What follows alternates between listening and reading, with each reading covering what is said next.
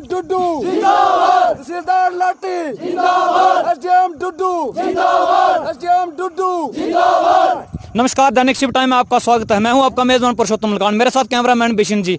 आज तहसील लाठी पंचायत 55 नंबर 1 में मौजूद हैं। आखिरकार यहां पर प्रोटेस्ट कर रहे हैं। इनसे हम जानने की कोशिश करते हैं आखिरकार कल से हमने देखा सोशल मीडिया में ये प्रोटेस्ट कर रहे हैं, किसके लिए ये प्रोटेस्ट कर रहे हैं। सरपंच साहब, आपका स्वागत है। आपको आप नाम बताइए, आपका नाम क्या है? सबसे पहले मैं मीडिया का धन्यवाद करता हूं कि इतने फार फ्लांग एरिया में हमारी सुध लेने के लिए मीडिया के लोग जहां पहुंचे। मैं एक्स सरपंच ईश्वर दास पचौड़ से, मैं शनिवार से ये प्रोटेस्ट इन लोगों ने किया हुआ था, तो इन्होंने मुझे कॉल की कि सरपंच साहब आप ही सुध लें मेरी पब्लिक की।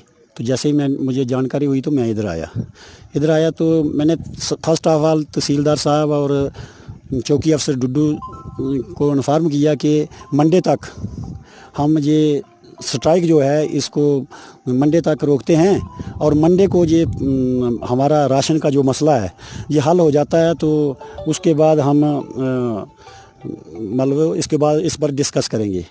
तो इतने में मंडे को जहाँ के लोग जो हैं वो सारे इकट्ठे हुए। तो मसला ये है कि हमारे कम से कम 400 से ऊपर फैमिली है जो जहाँ राशन लेती है, उसमें मैक्सिमम बीपीएल लोग हैं। तो इन लोगों को राशन की बहुत परेशानी रहती थी। जब मैं 11 में सरपंच बना तो हमने 2/3 मेजॉरिटी बोलते हैं लोग, हमने ग्राम सभा से बुलाई थी। इधर ग्राम सभा बुला के 500 लोगों के साइन करके पहले हमारा राशन जो है तो प्राइवेट डीलर दिया करता था, लेकिन लोगों को इतनी परेशानी बनती थी, वो मजोड़ी से ही उठाते थे राशन। लोगों को इतनी परेशानी बनती थी कि महकमा फूड एंड सप्लाई के लोग जो होते हैं वो उधर ही ब्लैक कर देते थे। 50% लोगों को राशन नहीं मिलता था। क्या यही बात है भाई? तो इतने में लोगों ने जहाँ ग्राम सभा बुलाई और ग्राम सभा में तय पाया कि हमारी तहसील जो है लाठी है, हमारा तहसील हेडक्वार्टर लाठी है। वहाँ से राशन जब लिफ्ट होगा तो तहसीलदार हमारे लाठी के वो उसको चेक करेंगे कि कितना राशन पचौड़ के लिए गया है। तो उसके बाद हमारा सिस्टम जो है वो लाठी के मुलाजिम आते थे और इधर डिस्ट्रीब्यूट करके जाते थे। किसी की कोई शिकायत नहीं मिली।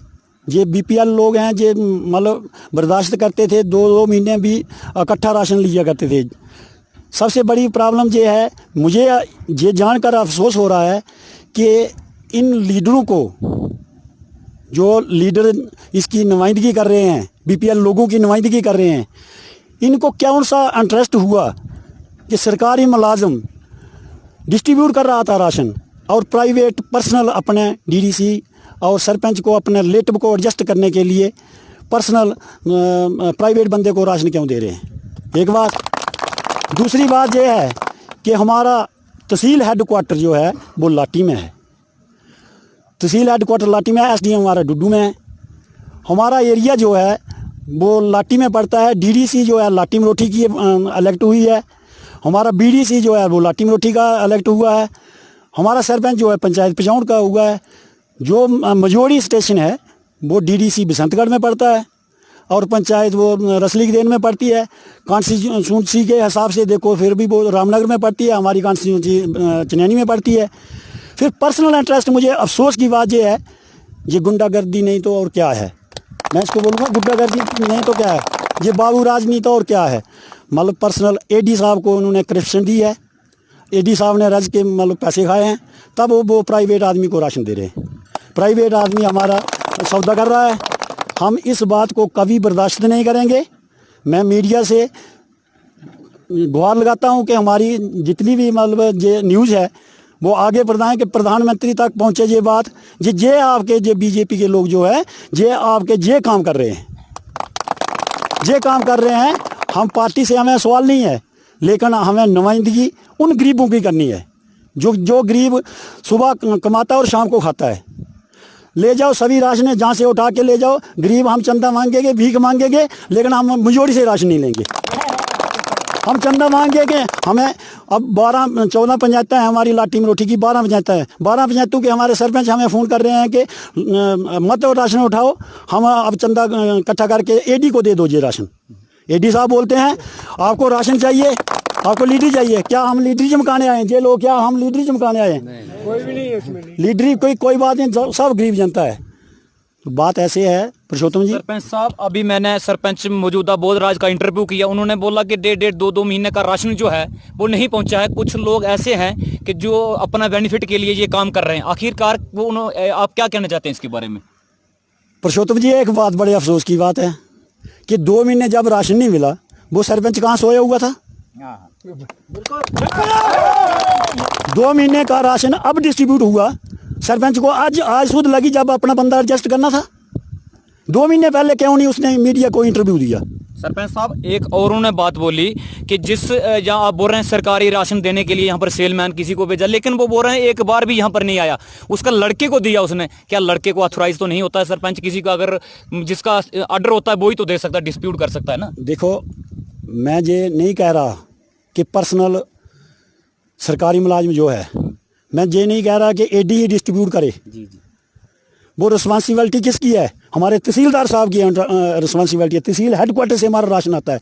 हमें ये नहीं चाहिए कि तहसीलदार दे रहा है, जब उसका सेलमैन दे रहा है, कौन दे रहा है? हम तो सरकारी मुलाजिम की सप्लाई के जेरे अंडर आते हैं। सबसे बड़ी बात यह है, हमने डॉक्यूमेंट किसी का लड़की डिलीट करनी है राशन से, लड़की की शादी दूसरे विलेज में हुई है, किसी का लड़के की शादी दूसरे विलेज से इधर आई है लड़की, उसको एडजस्ट करना है। हम रामनगर में जाएंगे, मुझे अपनी बहू का नाम एडजस्ट करना था, रामनगर में मेरा 2000 रुपया खर्चा आया। मैंने किसी को करप्शन नहीं दी, लेकिन एक बार गया तो TSO साहब नहीं मिले, दूसरी बार गया तो फलाना नहीं मिला, तीसरी बार गया तो फलाना मिला। खर्चे ही करते और रात को 300 रुपया 500 रुपया होटल का किराया देना पड़ता। 2000 रुपया, एक मैं मोजूद आदमी हूँ, मेरा 2000 रुपया लगता है, और आम जनता वहाँ पहुँचेगी, उनका राशन ऐसे ही जाएगा। तो बेहतर यही है कि एडी को ये राशन वापस दिया जाए। एडी साहब बहुत गरीब हैं और उनको दे दिया जाए, और DDC और सरपंच को दिया जाए। जब हमारे अगर 2 महीने का राशन किसी हमारी फैमिली का रहता है, सरपंच कहाँ है? उसको शुद्ध आज लगी, 2 महीने पहले कहाँ थी? जब बर्फ़ होती है 2 मीटर बर्फ़, 2 मीटर नहीं, आपको पता ही, आप लोकल हैं जहाँ के, आपको पता है 7-7 मीटर में बर्फ़ होती है गुल्ली गला में। जब कैजुअलिटी होती है तो कौन जिम्मेवार है? सरपंच जिम्मेवार है, AD जिम्मेवार है, DDC जिम्मेवार है। उस वक्त कौन हमारा राशन जाता है? भाई ये रहता है क्या? कोई नहीं आता है। लेकिन वो लाठी का जो है मुलाजिम है हमारा, लाठी का तहसीलदार जो है हमारे, पिछले साल हमें एडवांस मार्च तक राशन दिया था ना एडवांस। सरपंच साहब, उन्होंने बोला कि राशन तो हमें लोग ही परेशान कर रहे थे। लोगों ने बोला, हमने रेजुलेशन डाला, 3 महीने का राशन उनको नहीं मिला, तो हमने रेजुलेशन डाला, और वो पंच भी वहाँ पर मौजूद थे। उन्होंने बोला हाँ हमने रेजुलेशन डाला, हमें जनता परेशान कर रही थी, हमने रेजुलेशन डाला। हमने बोला हाँ वहाँ से लैंडस्लाइडिंग हुई है, लेकिन राशन जो है यहाँ से मिलना चाहिए। लेकिन आप क्या कहना चाहते हैं? पुरुषोत्तम जी, एक बात सुनो, ये कौन सा है? ये भी जनता है ना, ये भी जनता है ना। ये जनता मांग कर रही है, उस सरपंच को सामने लाया जाए और वेरिफिकेशन की जाए कि हमारे साइन किसने किए थे? सरपंच ने बैठ के किए थे या पंच ने बैठ के किए थे? वो भी लोग ये बट लाने के लिए आपके साइन हुए थे? तो ये बात है, कहने को कुछ होता है, करने को कुछ होता है। बाकी रही सरपंच और पंच की बात, मैं ये कहता हूँ अपने फेत पे उन्होंने काम किया है, वो विदड्रा कर लें।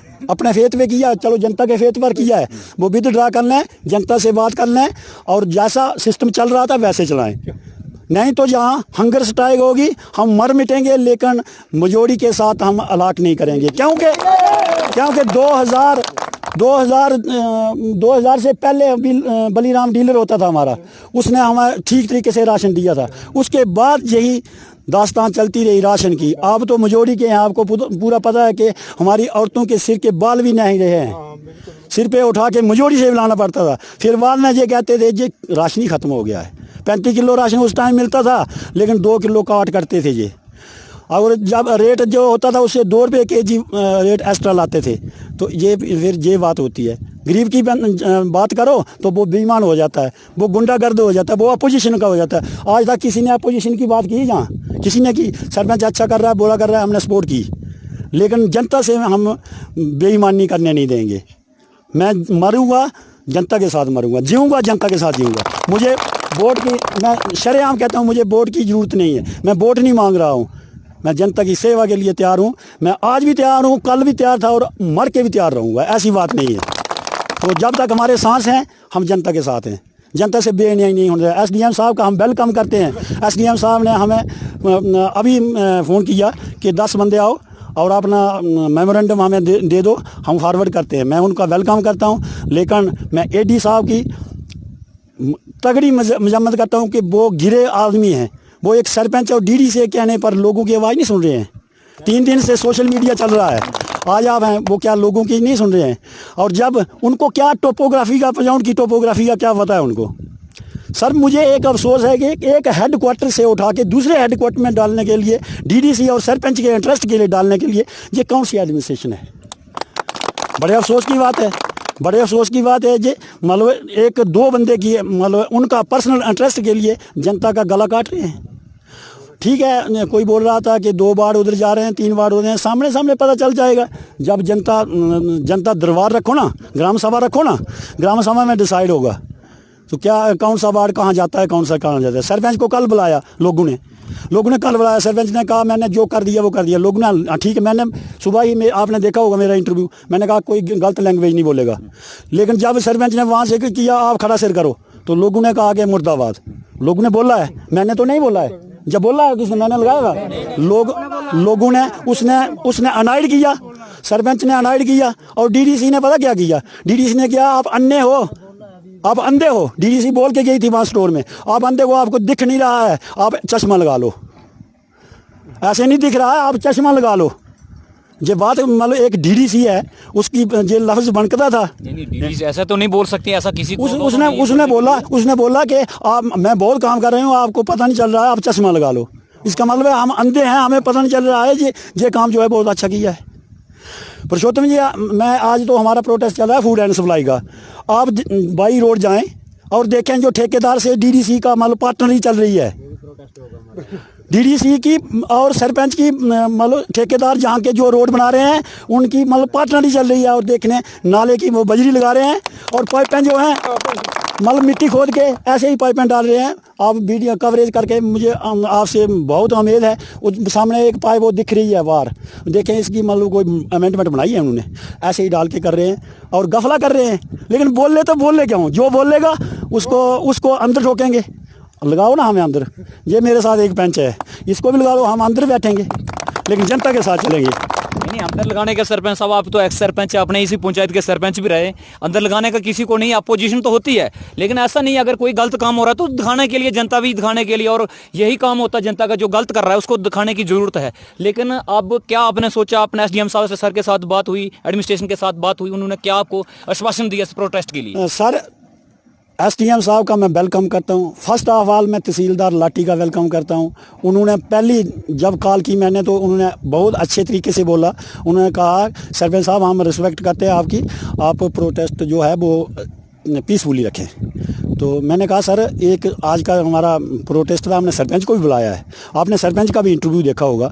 अच्छा, तो सरपंच ने हमारे से बोला, लोगों से बोला कि हम ऐसा करते हैं, कल मीटिंग कर लेते हैं और मीटिंग में डिसाइड कर लेते हैं कि अगर लोग लाठी को चाहते हैं तो लाठी में रहे।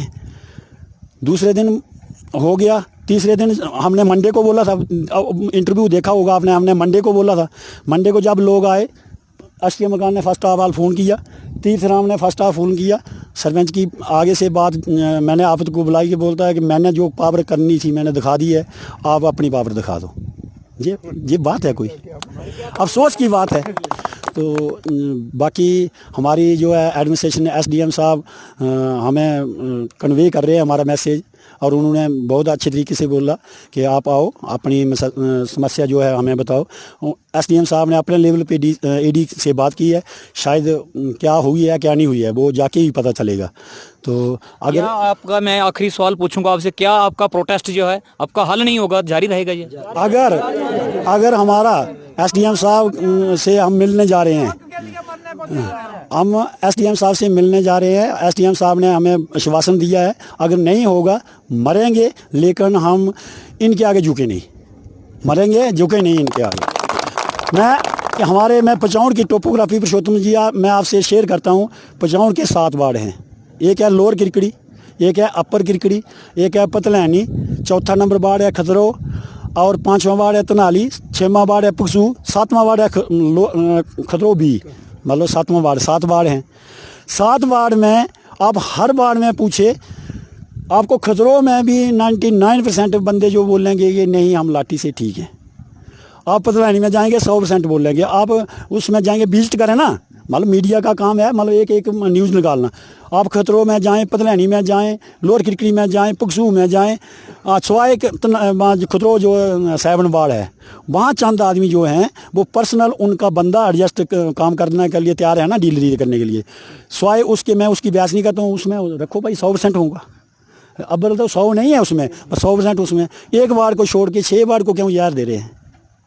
मैं आपके माध्यम से डीसी मैम से रिक्वेस्ट करता हूं कि ज़रा इन पंचायतों को भी देखें, इनके सरपंचों को भी देखें। डीडीसी की तो होम कॉन्स्टिट्यूंसी है, इसने तो हमारे जहां जो कारनामे किए हैं ना वो मीडिया ही बताएगा कि रोड का कैसा काम किया है, और उनकी पार्टनरी है चल रही है इनकी जो है ना वो आपके मतलब कनोगलू से चल रहा है। वो ठेकेदार है वो भी डीडीसी है, उसके देखा ना रोड की क्या हालत की है उसने। और उसके आगे जो ठेकेदार बने हैं इन्होंने पार्टनरी रखी हुई है सरपंच ने और डीडीसी ने, और सत्यानाश कर रहे हैं रोड का। उसके लिए कोई नहीं बोलता है। जब भी कोई किसी की ट्रांसफ़र होती है, बेवकूफ़ बनाते हैं हमारे लोगों को। जब किसी की ट्रांसफ़र होती है तो कहते हैं नहीं ये हमने मतलब इसके बदले दूसरा बंदा लाया। हमारे मेडिकल असिस्टेंट की जहाँ वो खजूरिया की ट्रांसफ़र हुई तो एक आया तो म्यूचुअल मतलब करके उसको डीडीसी ने अटैच कर दिया है बसंतगढ़ में। सरपंच साहब, एक लोगों ने आपके ऊपर एलिगेशन लगाया, आप उस वक्त सरपंच थे। उन्होंने बोला, मैंने उसकी न्यूज़ लगाई है, उन्होंने बोला कि जब सरपंच वो मौजूद थे तो फ्री गैस जो आपको मिल रही थी उसमें 2200 रुपया सरपंच ने लिया। क्या आप इसके बारे में क्या कहना चाहते हैं? वो एक बंदा भी बताया ना ये 2200 रुपया लिया था। जब फ्री सिलेंडर मिलते थे वो लाठी से लेते हैं लोग। हमने एजेंसी को बोला था पार कुगैनी में ले लो, ये रोड में कोई किराया ले लेगा तो सरपंच ने घर से देना है किराया। क्या 1700 वो लेते थे लाठी वाले। वो जो प्राइवेट बंदा था कुगैनी में रखा हुआ वो 2000 लेता था। जिसने दिए हैं मुझे दिए हैं बताए ना, सामने आके बताए ना। तो ऐसी जो इल्ज़ाम में नहीं चलते हैं। गैस ली है ना लोगों ने, कईयों को फ्री मिली है, कईयों ने पैसे जमा कराए थे, रसीदें हैं उनके पास पड़ी हुई हैं, वो बाकायदा बिल हैं उनके पास पड़े हुए। जो पैसे से थी वो पैसे से ली है, जो फ्री थी वो फ्री में ली थी। दो स्कीमें थी उस टाइम। तो हमने तो कोई किसी को डिस्ट्रीब्यूट ना, वो एजेंसी ने डिस्ट्रीब्यूट दिया, हमने कौन से डिस्ट्रीब्यूट, हमने कोई स्टोर रखा है क्या?